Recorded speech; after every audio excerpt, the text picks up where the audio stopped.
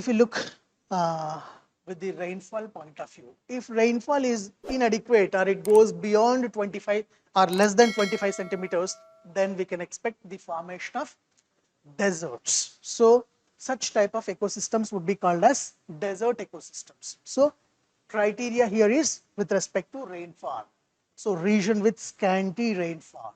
So that region is known as deserts. So one thing. And deserts are again of two types. So one is hot deserts and other one is cold deserts. Tropical deserts and temperate deserts. Are you getting that? So tropical deserts and temperate deserts. Tropical deserts would be hot due to good amount of heat, and as they will be located in torrid zone. Torrid zone is characterized by hotness. Okay, so temperate deserts, they will be in mid latitude, so they will be comparatively cold. Are you getting that? So cold deserts or temperate deserts, we can have that variation. So if we talk from hot deserts, where they would be there, so usually hot deserts would be there in the tropical region, and in the tropical region, what kind of winds you can expect? Trade winds. You can have trade wind, permanent winds called trade winds. So what is the direction of the trade winds? What is the direction of the trade winds? They are westerly. They are westerlies or easterlies? Are they westerlies or easterlies? Okay. So easterlies means from which direction to which direction they will move? East to west. Can you able to understand that? So now logic lies here. So usually when we talk from easterlies, the winds would be named from the direction from which they are coming. If they are coming from the east, then they would be called as easterlies. For example, like in very common parlance to say, for example, if you are from Bihar, then commonly you'll be said as Bihari. Why?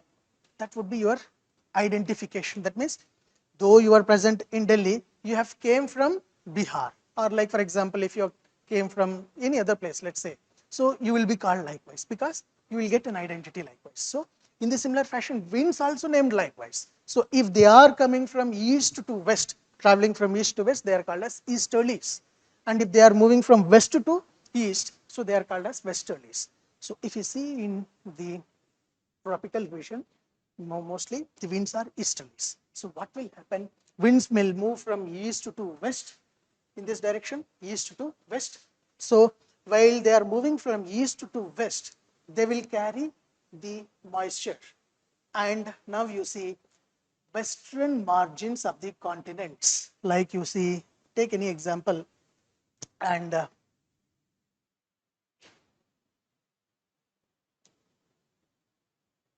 now you see the western margins of the continents. So here we are discussing from the tropical region. So now you take up this region, let's say for example India. So winds are coming like this in east direction. So from easterly winds are coming. So they will carry moisture, and by the time they will come this western margin, they will shed entire moisture, and by the time they will reach the western coasts, moisture will be lost. So due to this thing, like you can have all other deserts also. Those deserts which are located in the tropical region, they are called as hot deserts. And why they are hot means, why where the nature, why they will be formed on the western margins means due to loss of moisture. So distribution, usually where we can see the hot deserts means they can be seen on the western coasts of the continents, or usually western margins of the continents we can have the hot deserts, okay, due to loss of moisture. So this is one thing. And very another important factor that you have to remember here is that they will be found in between 15 degrees north and south to 30 degrees north and south. In between this only we can have, okay, 15 to 30 degrees. Here only we can have the hot deserts. So why they are seen in 15 degrees to 30 degrees only?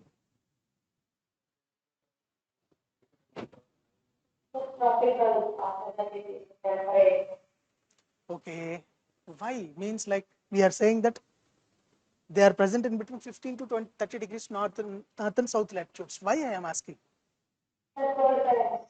Uh-huh. Mm, any other thing?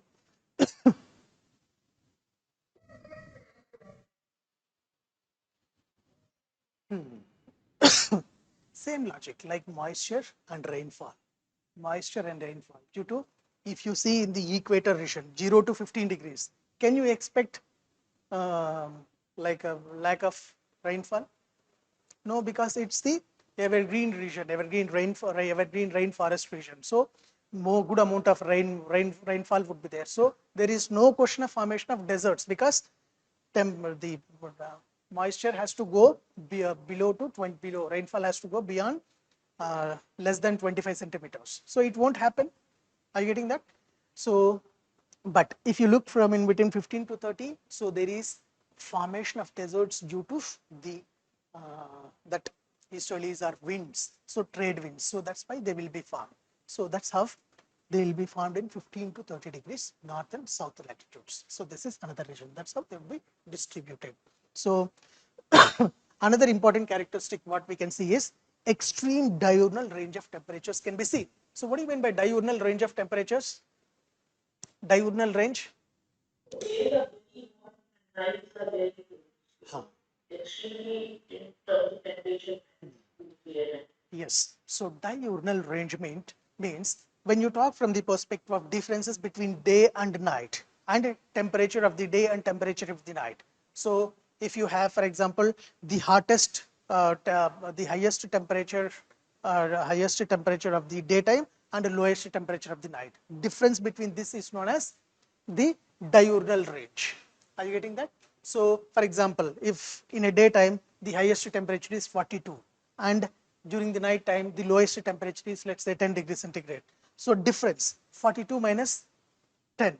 So 32 degrees is the difference. So if you see such difference in the hot deserts, they will have extreme diurnal temperatures. That means days will be extremely hot, nights would be extremely cold. So is the condition that we can expect in Sahara also. In Sahara desert, in such kind of places also we can have such diurnal range of temperatures. Night times would be cold and day times would be hot likewise. So what kind of soils we can see? So soils would be saline soils, sandy soils with low water holding capacity. Okay, so why soils would be saline? Why soils would be saline? Soils would be saline. There would be greater evaporation of the water. So water will evaporate quickly. So when water evaporates, all the amount of water gets evaporated, leaving behind the minerals like, let's say, sodium and chloride. So soil becomes saline. Okay. And other thing is it would be sandy. Nature of the texture of this soil would be sandy because there is no moisture. When there is no moisture, obviously it becomes sandy. So it would be saline, it would be sandy, and they will have low water holding capacity. Soils will have low water holding capacity. Now already it is very dry. If you pour water, then what will happen? It will get evaporated. So as it gets evaporates quickly, and as this nature of the soil is sandy, they cannot hold the water more. So sandy soils, saline soils with low water holding capacity. This would be another important characteristic of hot deserts. Okay. So then examples. So you can see like flora and fauna. What kind of flora and fauna can be there? So we can have 0 degrees means desertic plants or like drought resistant plants. So these are common things. So just go through that. Okay. Then we will have mid latitude forests or deserts or temperate deserts. Okay. So if we talk from temperate deserts, so usually where they can be formed. Where they can be formed means in the similar fashion what we were discussing about the grasslands. So their temperate grasslands were being seen in the continental regions, interiors of the continents. Can you able to recollect? Likewise, same logic would be here. So mid-latitude forests or temperate forests, sorry, temperate grasslands, they are also called as cold deserts. So location, they are located in the interiors of the continents. So interiors of the continents, we will have extreme harsh climates. So here, due to interior continentality, rainfall will be less. Okay, so they won't come under the maritime influence, rainfall will be less. And another important characteristic is that the temperate grasslands would be generally surrounded by high mountains all around. Okay, now for example, assume that there is a grassland, there is a desert here, and it would be surrounded by mountains. Now think about the rainfall. Think about the rainfall. Though rainfall is happening in the region, but due to mountain presence of, as it is covered by mountains all around, so can you expect rainfall to occur in this region? No. So you might have heard about orographic rainfall. So what happens in orographic rainfall? There would be one.